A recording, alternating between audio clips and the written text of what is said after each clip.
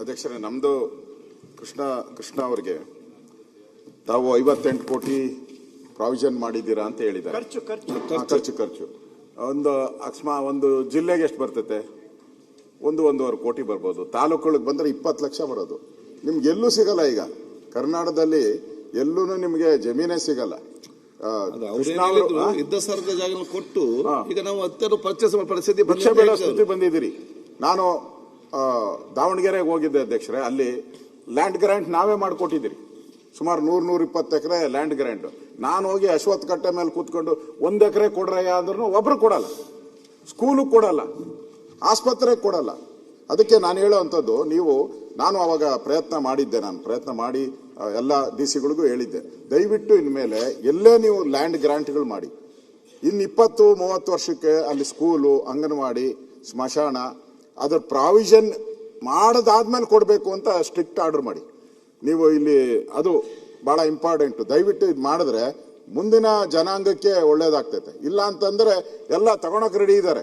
ನೀವು ಕೊಟ್ರೆ ಎಲ್ಲರೂ ಬರೋದು. ನೀವು ಎಲ್ಲಿ ಈ ಚಿತ್ರದುರ್ಗ ಹೋಗ್ತಾ ಇದ್ರೆ ಬೆಟ್ಟನೆಲ್ಲ ಉತ್ಕೊಂಡ್ಬಿಟ್ಟಿದ್ದಾರೆ. ಈಗ ಎಡಗಡೆ ನೀವು ಬೆಟ್ಟಗಳನ್ನೆಲ್ಲ ಉತ್ಕೊಂಡ್ಬಿಟ್ಟಿದ್ದಾರೆ ಮೇಲ್ಗಡೆ. ಇದನ್ನ ತಪ್ಪಿಸ್ಬೇಕು. ಮುಂದಿನ ಜನಾಂಗಕ್ಕೆ ನಾವೇನೋ ಉಳಿಸಿಲ್ಲ ಅಂದ್ರೆ ದೊಡ್ಡ ಸಮಸ್ಯೆ ಆಗ್ತದೆ. ಕೃಷ್ಣ ಅವರೇ, ದಯವಿಟ್ಟು ಇದನ್ನೆಲ್ಲ ಸರ್ಕ್ಯುಲರ್ ಅಲ್ಲಿ ನೀವು ಗ್ರಾಂಟ್ ಮಾಡಬೇಕಾದ್ರೆ ಏನೇ ಮಾಡಬೇಕಾದ್ರೂ ಇದನ್ನ ಉಳಿಸ್ಕೊಂಡು ಇನ್ನು 25 ವರ್ಷಕ್ಕೆ ಮುಂದೆ ಕೊಡ್ತೀರಿ ಅನ್ನೋದು ಒಂದು ಆದೇಶ ಮಾಡಿದ್ರೆ ಒಂದು ರೆಕಾರ್ಡ್ ಉಳಿಯುತ್ತೆ. ಧನ್ಯವಾದ. ಸನ್ಮಾನ್ಯ ಸಭಾಧ್ಯಕ್ಷರೇ, ನಾನು ತಾವು ಹೇಳ ಪ್ರಕಾರ 10 ವರ್ಷದಿಂದ ನಾವು ಕೂಡ ಮಾಡಿದ್ದೀವಿ. ನಮ್ಮ ಸರ್ಕಾರ ಟೈಮ್ನಲ್ಲಿ ನಾವು ಸಂಚಾರ ಭೂಮಿ ಮಾಡಿದ್ದೀವಿ. ಸಂಚಾರ ಭೂಮಿಗೆ ಹೋಗ್ಲಿಕ್ಕೆ ದಾರಿ, ರಸ್ತಾ ಎಲ್ಲ ಮಾಡಿದ್ದೀವಿ.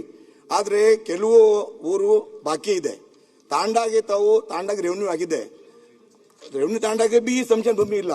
ಆಮೇಲೆ ನಮ್ಮದು ವಿನಂತಿ ಇದೆ, ನಮ್ಮ ಜಿಲ್ಲೆನಲ್ಲಿ ಬಹಳ ತಾಂಡ ಇದೆ, ಜಾಸ್ತಿ ಇದೆ. ಬೀದರ್ ಜಿಲ್ಲೆನಲ್ಲಿ, ಅವರ ತಾಲೂಕಿನಲ್ಲಿ ಒಂದು 30 ತಾಂಡಾಗೆ ರೆವೆನ್ಯೂ ಮಾಡಿದಿರಿ. ನಮ್ಮ 157 ತಾಂಡ ಇದೆ. 157 ತಾಂಡ. ಬಾಕಿ ತಾಂಡ ಸರ್ವೆ ಮಾಡಿ ರೆವೆನ್ಯೂ ಮಾಡಬೇಕು. ಏನು ಮಾನದಂಡ ಇದೆ ತಾವು ಮಾಡಬೇಕು, ವಿನಂತಿ ಇದೆ. ಆಮೇಲೆ ಫ್ಯೂಚರ್ನಲ್ಲಿ ಸಂಶಾನ್ ಭೂಮಿ ಬೇಕೇ ಬೇಕು. ಸನ್ಮಾನ ಸಚಿವರೇ, ನಮ್ 2 ಊರವ, ಲಿಂಗಿ, ಗಣೇಶ್ಪುರ್. ಒಂದು ಎಲ್ಲಿ ಬಾಜು ಅವರು ಜಾಗ ಕೊಟ್ಟಿಲ್ಲ. ಅವರು ಅಧ್ಯಕ್ಷ ಕೇಳ್ರಿ, ನೀವು ಅಪರೂಪ ಕ್ವಶನ್ ಕೇಳ್ತೀನಿ, ಆಯ್ತು ಹೇಳ್ತೀರಿ. ಅದನ್ನೇ ನೀವು ಹೇಳ್ತಾ ಇದ್ರೆ ಆಗದಿಂದ ಆಯ್ತು. ರೋಡ್ನಲ್ಲಿ ಅಂತಿಮ ಕ್ರಿಯೆ ಆಯ್ತು. ಗಣೇಶ್ಪುರ್ ಒಂದು, ಲಿಂಗಿ ಒಂದು, ನಮ್ದು ಊರು ತಾಲೂಕಿನಲ್ಲಿ ಬಹಳ ಗಂಭೀರ ಪರಿಸ್ಥಿತಿ ಆಯ್ತು. ತಹಶೀಲ್ದಾರ್ ಬಂತು, ಪೊಲೀಸ್ ಬಂತು, ಜಗಳ ಗಲಾಟೆ ಆಯ್ತು. ಅದಕ್ಕಾಗಿ ತಮ್ದು ವಿನಂತಿ ಇದೆ. ನಾನು 10 ವರ್ಷದಿಂದ ಮಾಡಿದೀವಿ. ನಾವೇ 4 ವರ್ಷ ಕೃಪೆದಿಂದ, ದೇವರ ಕೃಪೆದಿಂದ. ಬಟ್ ಕೆಲವು ಜನ ಜಾಗ ಕೊಡ್ತಾ ಇಲ್ಲ. ವ್ಯಾಲ್ಯೂಯೇಷನ್ ಜಾಸ್ತಿ ಆಗಿದೆ. ಅದಕ್ಕಾಗಿ ಸರ್ಕಾರಕ್ಕೆ ವಿನಂತಿ ಇದೆ, ವ್ಯಾಲ್ಯೂಯೇಷನ್ ತಾವು ಜಾಸ್ತಿ ಮಾಡ್ರಿ. ಆಮೇಲೆ ಪ್ರತಿ ಊರಿಗೆ ಸಂಶಾನ್ ಬೇಕು. ಫ್ಯೂಚರ್ ನಲ್ಲಿ ಏನ್ ಮಾಡ್ತೀರಿ? ಬಹಳ ಗಂಭೀರ ಪ್ರಶ್ನೆ ಇದೆ.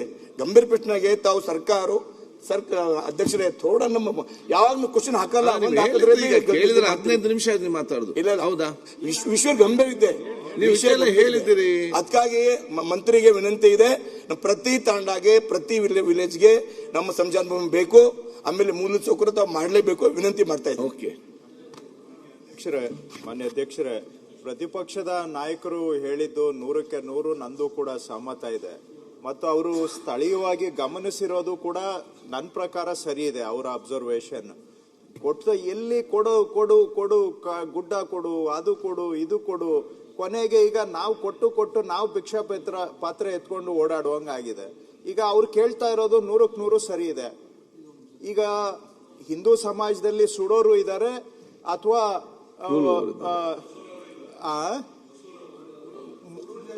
ಉಳುವವರು ಇದ್ದಾರೆ. ಈಗ ಬೆಂಗಳೂರು ಸುತ್ತಮುತ್ತ ಯಾರು ಉಳ್ತಿದ್ರು ಅವರು ಕೂಡ ಅನಿವಾರ್ಯ ಜಾಗದ ಕೊರತೆಯಿಂದ ಈಗ ಸುಡೋ ಪದ್ಧತಿಗೆ ಬಂದಿದ್ದಾರೆ. ಆದ್ರೆ 2 ಅಲ್ಪಸಂಖ್ಯಾತ ಸಮುದಾಯದಲ್ಲಿ ಸುಡೋದಕ್ಕೆ ಅವಕಾಶ ಇಲ್ಲ. ಅವ್ರಿಗೆ ಭೂಮಿ ಕೊಡ್ಲೇಬೇಕು ನಾವು. ಆದ್ರೆ ಈ ಕೊಟ್ಟು ಅವರೆಲ್ಲ ಸಿಟ್ಟಾಗಿದ್ದಾರೆ. ಈಗ ಭೂಮಿ ಕೊಡ್ತಾ ಇಲ್ಲ ನಮ್ಗೆ ಅಂತ ಬಹಳ ಸಿಟ್ಟು ನಮ್ಮ ಮೇಲೆ. ಈ ಕೊಟ್ಟು ನಾ ಭೂಮಿ ಇಲ್ಲ ಅಂತ ಹೇಳಿದ್ರೆ ಕೇಳೋದಿಲ್ಲ ಯಾರು. ಎಲ್ಲಿವರೆಗೂ ಕೊಡೋದು? ಗುಡ್ಡನೂ ಕೊಡು, ಅದು ಕೊಡು, ಇದು ಕೊಡು. ಈ ರೀತಿ ಆದ್ರೆ ಅವ್ರು ಹೇಳಿದ್ದು ಸರಿ ಇದೆ. ಸ್ವಲ್ಪ ನಾವು ಶಾಲೆ, ಸ್ಮಶಾನ ಇಂಥ ಸೌಲಭ್ಯಗಳಿಗೆ ನಾಳೆ ಭವಿಷ್ಯದ, ಈಗ ಹಳ್ಳಿಯಲ್ಲೂ ಕೂಡ ಅಧ್ಯಕ್ಷರೇ ಹುಡುಗರಿದ್ದಾರೆ, ಯೂತ್ಸ್ ಇದ್ದಾರೆ, ಅವ್ರಿಗೊಂದು ಆಟದ ಮೈದಾನ ಕೇಳ್ತಾರೆ. ಎಲ್ಲಿಂದ ಕೊಡ್ತೀರಿ? ಅವ್ರಿಗೆ ಕೊಡ್ಬೇಕಾ ಬೇಡವಾ? ಹಳ್ಳಿಯಲ್ಲಿದ್ದಾರೆ ಅಂತೇಳಿ ನಗರದ ಯಾವುದು ಸೌಲಭ್ಯ ಸಿಗಬಾರ್ದ? ನಾಳೆ ಅವರಿಗೂ ಆಟದ ಮೈದಾನ ಕೊಡ್ಬೇಕಾಗುತ್ತೆ, ನಾವು ಪಾರ್ಕ್ ಕೊಡ್ಬೇಕಾಗುತ್ತೆ, ಹಳ್ಳಿಯಲ್ಲಿ ಶಾಲೆಗೆ ಸೂಕ್ತ ಜಾಗ ಇರಬೇಕು, ಸ್ಮಶಾನಕ್ಕೆ ಬೇಕು, ಬೇರೆ ಏನಾದ್ರೂ ಮಕ್ಕಳು ಕೈ ಚಾಚೋದಕ್ಕಾದ್ರೂ ಸ್ವಲ್ಪ ಜಾಗ ಇರಬೇಕು. ಅದಕ್ಕೆಲ್ಲ ನೀವು ಕಟ್ಟುನಿಟ್ಟಾಗಿ ಕಾಯ್ದಿರಿಸಬೇಕು ಅಂತ ಪ್ರತಿಪಕ್ಷದ ನಾಯಕರು ಏನ್ ಹೇಳಿದ್ದಾರೆ ಅದ್ರ ಕಡೆ ಖಂಡಿತವಾಗಿ ನಾವು ಅದನ್ನ ಒಪ್ತೇವೆ, ಅದನ್ನ ಅನುಷ್ಠಾನ ಮಾಡ್ಲಿಕ್ಕೂ ಕೂಡ ಮಾಡ್ತೇವೆ ಅಧ್ಯಕ್ಷರೇ. ಇನ್ನ ಮಾನ್ಯ ಶಾಸಕರು ಹೇಳಿದ್ದು, ಅವರು ನಾನು ಗುರುತಿಸಿದಾಗೆ 9 ವಸತಿ ಪ್ರದೇಶಕ್ಕೆ ಇಲ್ಲ ಅಂತ ವರದಿ ಬಂದಿದೆ. ಇನ್ನೂ ಹೆಚ್ಚಿದ್ರೆ ತಾವು ಕೊಡಿ.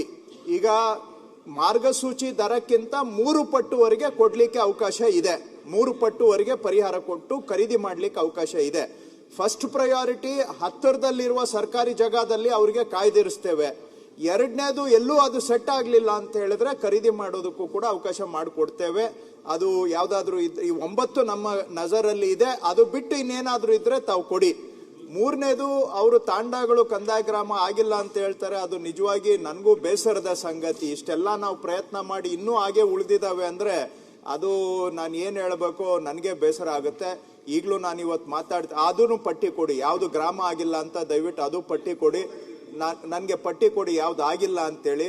ಅದು ಆ ರೀತಿ ಆಗದೆ ಹೋಗಿದ್ರೆ ನಿಜವಾಗ್ಲೂ ಅದು ನಮ್ಮ ವೈಫಲ್ಯ ಆಗುತ್ತೆ. ಅದನ್ನ ನಾವು ಒಪ್ಕೊಳ್ಬೇಕು. ಇಷ್ಟೆಲ್ಲ ಪ್ರಯತ್ನ ಮಾಡಿ ಇನ್ನೂ ತಾಂಡಗಳು ಕಂದಾಯ ಗ್ರಾಮ ಮಾಡಿಲ್ಲ, ಪ್ರಸ್ತಾವನೆ ಬಂದಿಲ್ಲ ಅಂತ ಹೇಳಿದ್ರೆ ನಿಜವಾಗೂ ಬೇಸರದ ಸಂಗತಿ. ಅದನ್ನ ನೋಡೋಣ, ಈಗ ಸರಿಪಡಿಸ್ಲಿಕ್ಕೆ ಅವಕಾಶ ಆಗುತ್ತೋ ಇಲ್ವೋ. ಬಟ್ ಅಟ್ಲೀಸ್ಟ್ ಪಟ್ಟಿ ಆದ್ರೂ ಕೂಡ ನಾನು ಅಧಿಕಾರಿಗಳಿಂದ ವಿವರಣೆ ತಗೊಳ್ತೇವೆ. ಸನ್ಮಾನ್ಯ ಅಧ್ಯಕ್ಷರೇ, ತಾವು 100% ಮಾಡ್ತೀರಿ ನಮ್ಮ ಭರವಸೆ ಇದೆ. ಆಮೇಲೆ ಜಮೀನು ಕೂಡ ಅತಿಕ್ರಮಣ ಆಗ್ತಾ ಇದೆ. ಈ ಬಿ ನಮ್ಮ ಕ್ವಶನ್ ಇದೆ. ಜಮೀನು ಅತಿಕ್ರಮಣ ಆಗ್ತಾ ಇದೆ, ತಾವು ನೋಡ್ಬೇಕು. ತಾವು ಹೇಳಿದ್ರೆ ವಿಲ್ ಮಾತಾಡಿದ್ರು, ಅತಿಕ್ರಮಣ ಜಾಸ್ತಿ ಆಗ್ತಾ ಇದೆ. ನಮ್ಮ ಜಾನುವಾರು ಹತ್ರ ನಮ್ಮ ಗೋಮಾಲ ಜಮೀನು ಕೂಡ ಅತಿಕ್ರಮಣ ಆಗ್ತಾ ಇದೆ. ತಾವು ಕಂಟ್ರೋಲ್ ಮಾಡಬೇಕು ಅಷ್ಟೇ. ಹೆಚ್ಚಿನ ವಿಡಿಯೋಗಳಿಗೆ ಪ್ರತಿಧ್ವನಿ ಯೂಟ್ಯೂಬ್ ಚಾನೆಲ್ ಸಬ್ಸ್ಕ್ರೈಬ್ ಮಾಡಿ, ಬೆಲ್ ಐಕಾನ್ ಕ್ಲಿಕ್ ಮಾಡಿ.